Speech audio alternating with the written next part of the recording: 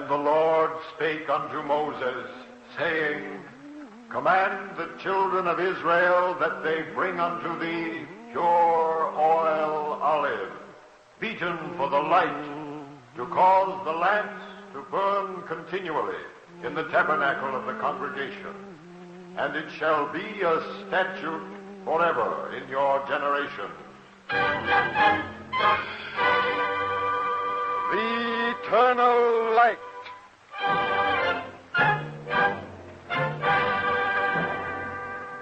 The National Broadcasting Company and its affiliated independent stations bring you Chapter 7 of The Eternal Light. This public service program is prepared under the auspices of the Jewish Theological Seminary of America. Our story today, written by Morton Wishengrad, features Roger D. Coven.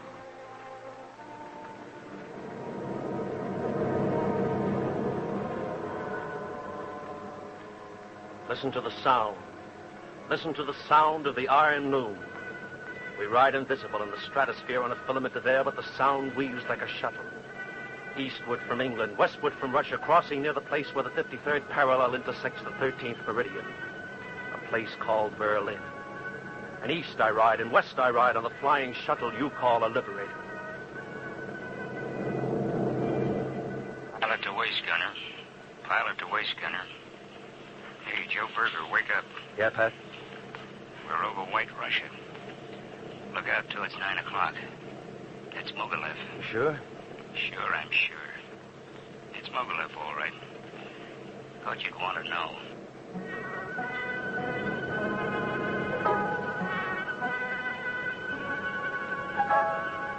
Yes. Yes, I do want to know. I want to know and to look down on Mogilev from the sky. Staff Sergeant Joe Berger looking down on Mogilev from the sky. Abraham Berger looked up once. Looked up once from the ghetto. I wonder what he saw. Perhaps a blackbird flying or a dry leaf on the wing. Perhaps nothing. In 1880, in the ghetto of Mogilev, my father did not look up much. What is there to look up for? In the ghetto, you do not look up. If God is with you, you sit in the synagogue and read the Holy Scroll. And if not, you stand in the store beside Uncle Eliezer to wait on a customer. What will it be today, Mrs. Bernstein? What would it be, Eliezer? A present for the Tsar? Herring! And not from the top of the barrel. Abraham, you heard Mrs. Bernstein. A herring, not from the top of the barrel. Be quick and wrap it up in clean newspaper.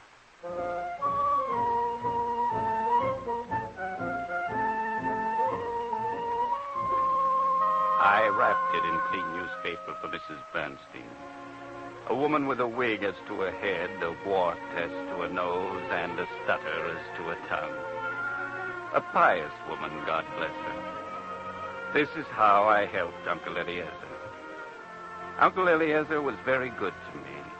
He was as good to me as my father would have been. May he rest in peace. Sabbath Eve, I would go to the synagogue with him and say Amen in all the right places. And then we would go home, and Aunt Bryna would put the meal before us. And then we would sing Shalom Aleichem, which is proper. And he would take my aunt by the hand and read to us from the 31st chapter of the book of Proverbs, which is also proper for the Sabbath. Who can find a virtuous woman? For her price is far above rubies.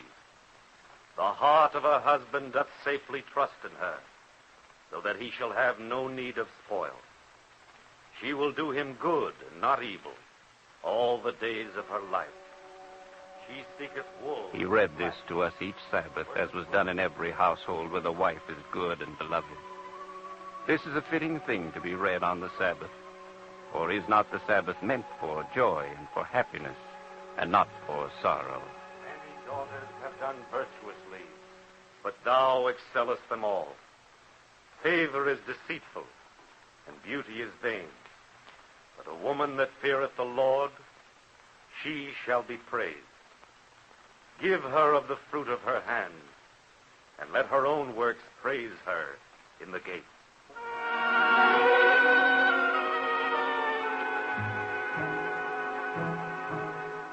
Then Aunt Bryna died in childbirth. They wrapped her in linen. My uncle himself put the 3 pieces of broken pottery on her lips and eyes. He would let no one else do it. Many weeks later, when he had begun to speak again, he took me to the Cheder. It was a good school, and the teacher said to me, "Listen, boy. Here is your first lesson. As Hillel says, an empty-headed man cannot be sin-fearing, nor can an ignorant person be pious, nor can a shame-faced man learn, nor a passionate man teach. Remember that. Now perhaps you can tell me something. Which is greater, the priesthood or the Torah?"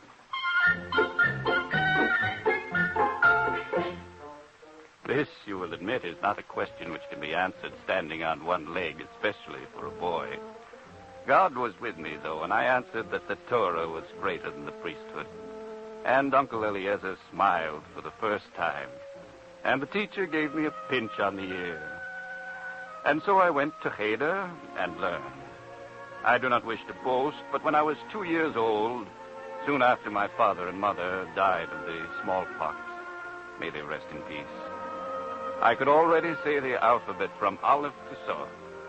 It was natural, therefore, that I should be a quick student.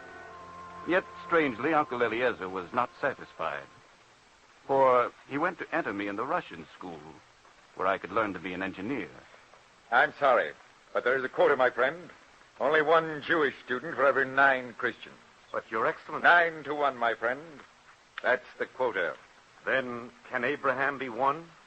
He is a fine boy. No doubt. But he'll have to wait his turn.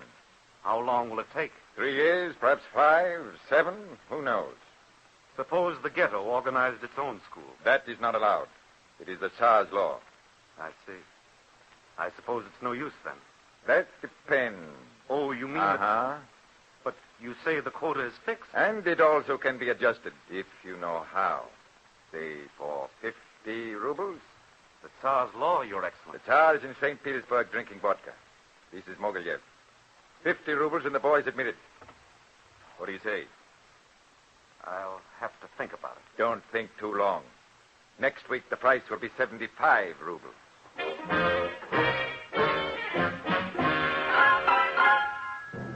I remained with Reb Chaim. In the ghetto of Mogiliev, 50 rubles was a great sum of money, not easy to come by. Uncle Eliezer was sad, but I began to grow up. I realized suddenly what it meant to be a Jew in Tsarist Russia. And now I began to notice many things and to hear many things. What's that on your head? My skull cap, Your Excellency. Who gave you permission to wear it? But, sir, I am an Orthodox Jew. I must wear it. So you must wear it, eh? Yes, Your Excellency. And it's your religion. It is, Your Excellency. Is your religion worth 1 silver ruble to you? I don't know what you mean. 1 silver ruble. It's a tax, Jew. A tax for wearing a skull cap. Hand it over. Yes, I was growing up. I learned that a Jew could not leave the ghetto, that a Jew could not own land, that a Jew was abused because he had to live in the city, that a Jew paid a tax for the privilege of eating meat and drinking wine and milling flour and walking the road.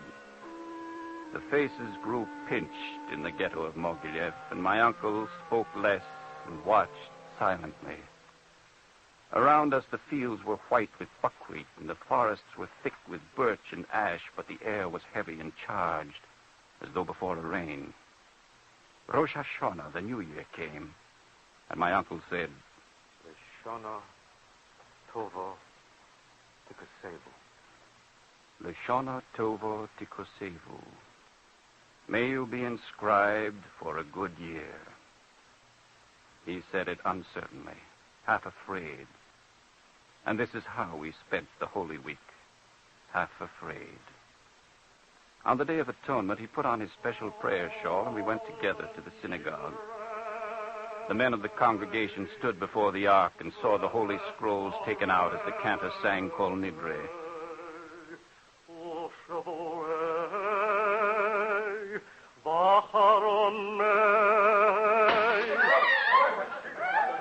There's no cause for alarm. Be quiet, everyone. It's just a window that's fallen in. Just a window. Please be quiet and continue the service. He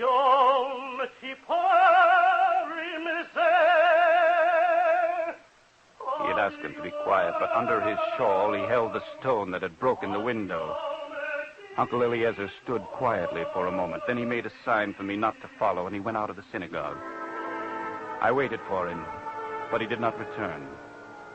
And then when the services were over, I went outside with the others. There was my Uncle Eliezer.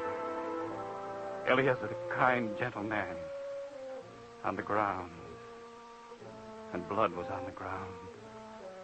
And the stone was still in his hand. I do not think they meant to kill him. Men cannot be so cruel. Perhaps it was a joke. He'd done them no wrong, no injury. It was he who was injured. Perhaps that's why they killed him. Men cannot forgive those whom they have injured. It must be so.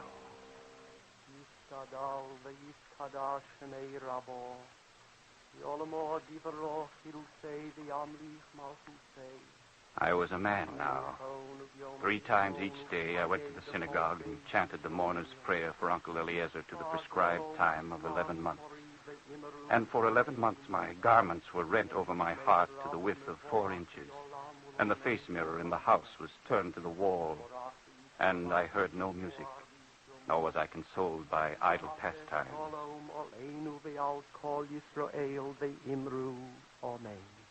And now I was truly an orphan in the ghetto and a stranger within the gates.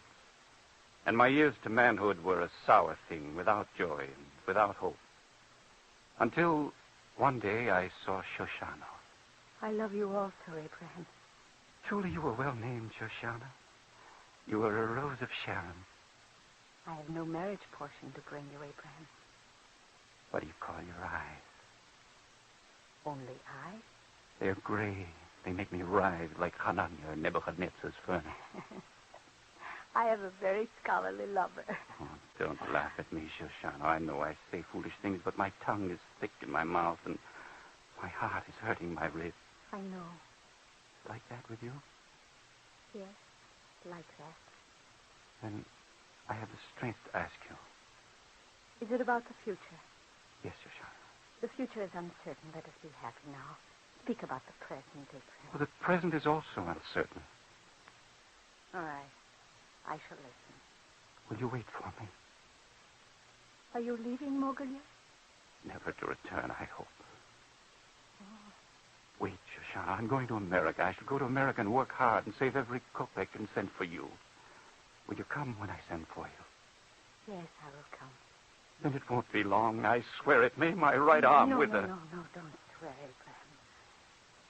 I know that you will send for me, and when you send, I shall come. That is enough.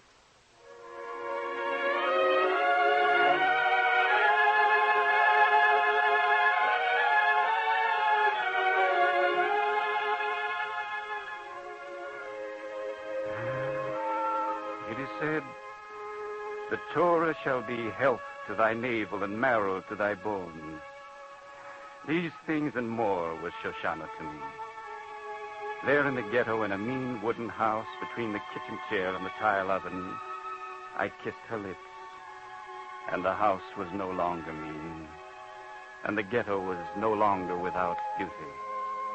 And after I had applied for my passport and paid the necessary bribe to the commissioner, Shoshana stood by my side and held my wicker hamper. And there were no tears in her gray eyes. God bless you, Abraham. God bless you and keep you from harm. Goodbye, Shoshana. Wait. I've asked my father to search among the wise sayings for a gift for you. He has written it for me. Read it, Shoshana. Only take heed to thyself and keep thy soul diligently. lest thou forget things which thine eyes saw. Only take heed to thyself and keep Thy soul diligently. Keep thy soul diligently, lest thou forget the things which thine eye saw. I will not forget, Shoshana.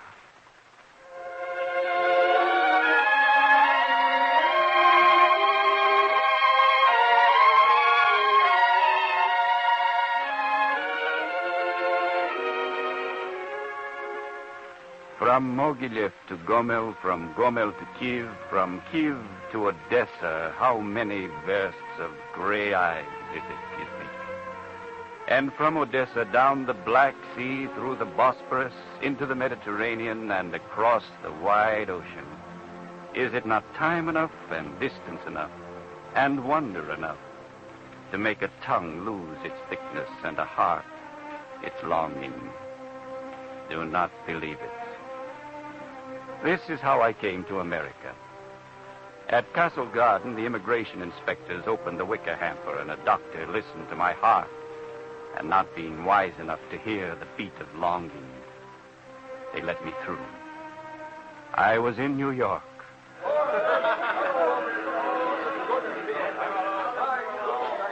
It was the deluge, and I was without an ark, friendless, alone, with no money in my pocketbook. I was in America and frightened.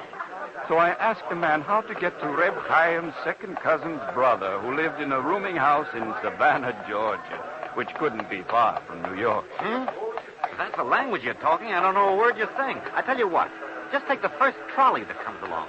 Here it comes. That's it. Providence was with me. I had a coin in my hand, and I gave it to the man who drove the trolley. I rode for many versts. When I thought it was time, I asked if we had come to Savannah, Georgia. I can't make out what you're saying. You better get off and ask a policeman. There he is, right there. I got off the trolley and went to a man in a blue uniform who looked like a Cossack but who spoke no Russian. What? Can't you speak a tongue I can understand? I was lonely and troubled. The man in the blue uniform only made me more bewildered. Hey, Charlie! Oh, it's you, Finnerty. Here's a customer for you. A cash customer? A guest of the city, Finnerty. Oh, who says? I says. And the traction company, what'll it say? That one fare more or less won't bankrupt them. Now drop him off at the Immigrant Aid Society, Finnerty. Along with you now, Greenhorn. Finnerty doesn't have all day.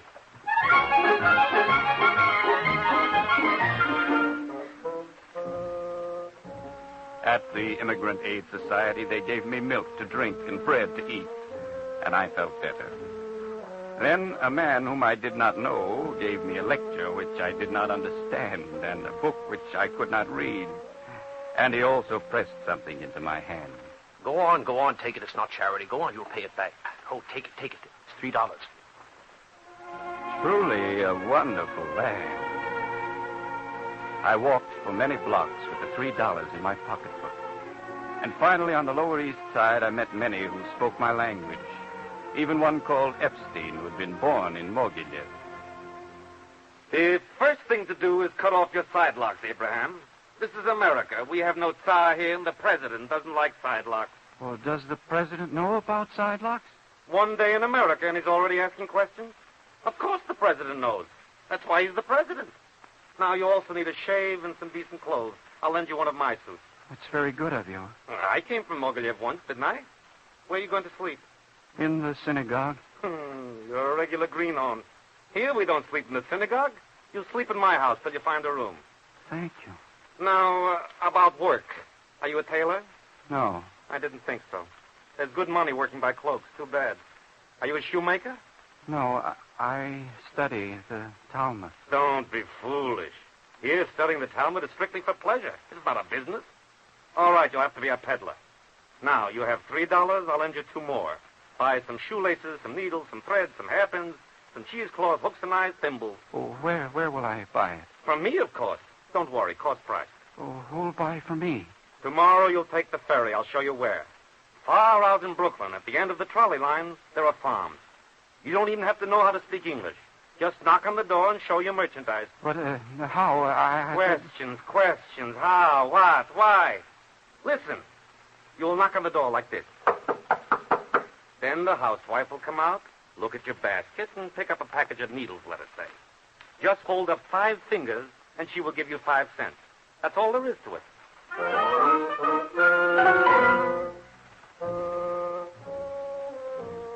I did as Epstein said, and in 2 days I had sold my merchandise. I liked peddling. I saw many things, and I listened carefully to the way people spoke. And in a week I did not have to hold up my fingers, but I could speak the price. And in 2 weeks I could say more things. And then I went to school at night. It was a fine, big place on Hester Street. I learned to write and to speak and to read. Every day I sold thimbles and spools of thread, and every night I went to school and studied and made the pledge. I pledge allegiance to the flag and to the republic for which it stands, one nation, indivisible, with liberty and justice for all.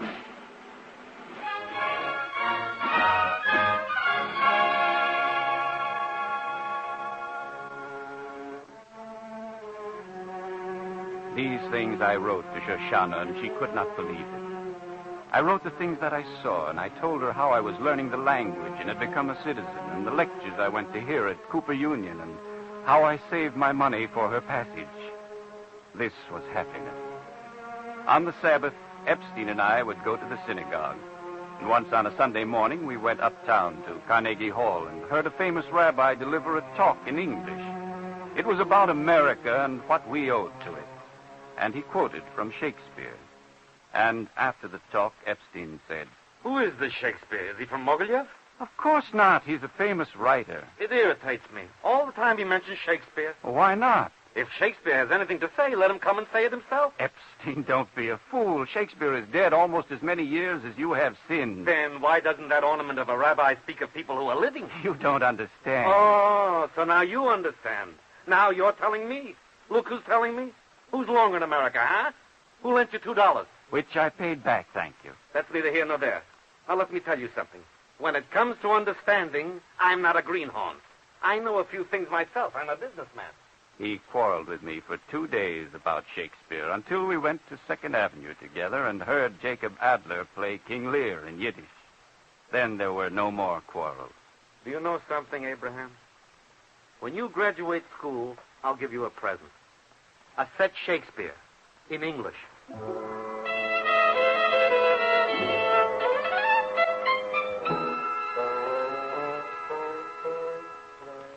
But I had a better present. Shoshana. There were pogroms in Elizabethgrad and in Berdichev, and it was time for her to come to America. More than time. We were married in the synagogue on Essex Street, and we went to live on East Broadway, a fine street near the park.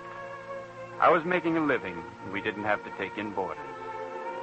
Shoshana was very proud of me, and I said nothing, but my heart was full to overflowing. Truly, she was a rose of Sharon, and more. She also had a head on her shoulders, which I always knew, but perhaps which I did not appreciate enough. Until that day after the Purim festival, when I had a cold. Mm-hmm. Out. You're not leaving this house, Abraham. Oh, it's nothing. Just a cold in my nose. Listen to him. You're staying home. No, I have to tend to my business. Your customers can wait. No. I say yes. Besides, you can take care of your business from the house. How? Oh, excuse me. You went to school. You know how to write. Well, Send a letter to every customer. Put a postcard in every letter with your address on the front, and in the back, mark down everything you sell. Oh. Thimbles, spools, cheesecloths, shoe polishes, and everything. All they have to do is to make a cross for whatever they want. Sign their names, drop it in the box, and you'll send it to them by mail. I'll help you. a regular bail order business. Is that what you mean, Shoshana? Why not? Now, you sit there and don't move. I'm getting you a glass of tea with lemon. All right, Shoshana.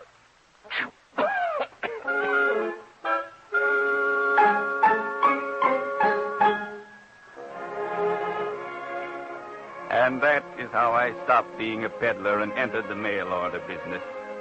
Such a simple thing, but her idea. You wonder that I loved her and that our life was good? The Lord was good to us.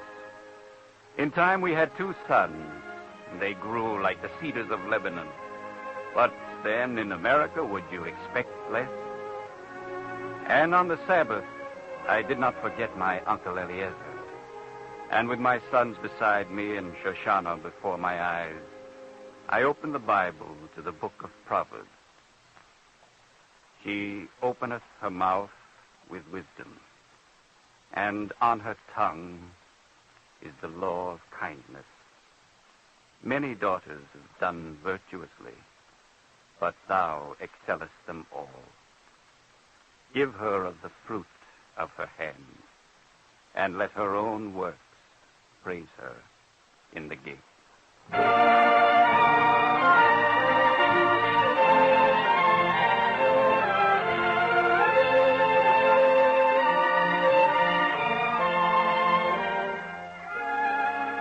And do you think it was only for Shoshana that I read these words? It was for something else.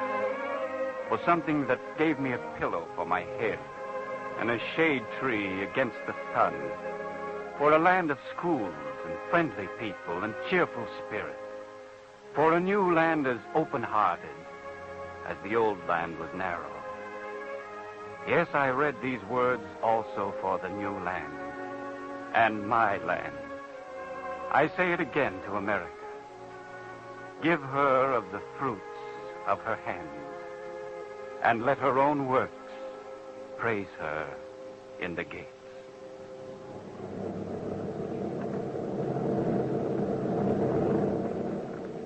Listen to the sound. Listen to the sound of the iron loom. We ride invisible in the stratosphere on a filament of air, but the sound weaves like a shuttle. Eastward from England, westward from Russia, crossing near the place where the 53rd parallel intersects the 13th meridian. A place called Berlin. And east I ride, and west I ride on the flying shuttle you call the Liberator. Hey, Joe Berger, look out towards 9 o'clock. You know what it is? Yeah, I know. It's Muggerland. Free and without a ghetto. Say, what are you batting about, Joe? Not a thing, Pat. Not a blessed thing. Come on, let's fly on toward Germany. We've got some business there. You're not kidding.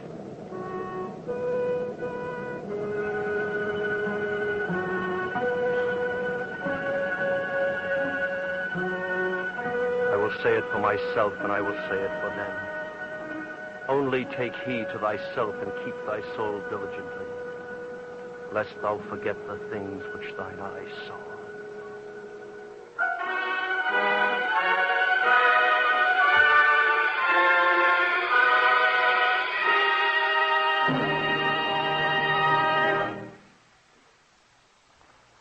Today's script was written by Morton Wishengrad. The music was written by Henry Brandt and was conducted by Henri Nosco. The entire production was under the direction of Anton M. Leader. Cantor David Putterman sang the liturgical music. This was Chapter 7 in the series, The Eternal Light, prepared by the Jewish Theological Seminary and presented as a public service by the National Broadcasting Company and its affiliated independent stations. Copies of the script may be obtained without cost by writing to the Jewish Theological Seminary of America, 3080 Broadway, New York 27, New York. We wish to thank the NBC University of the Air for permission to present today's script, heard recently over many of these stations as part of the series, They Call Me Joe. This program came to you from New York City. This is the National Broadcasting Company.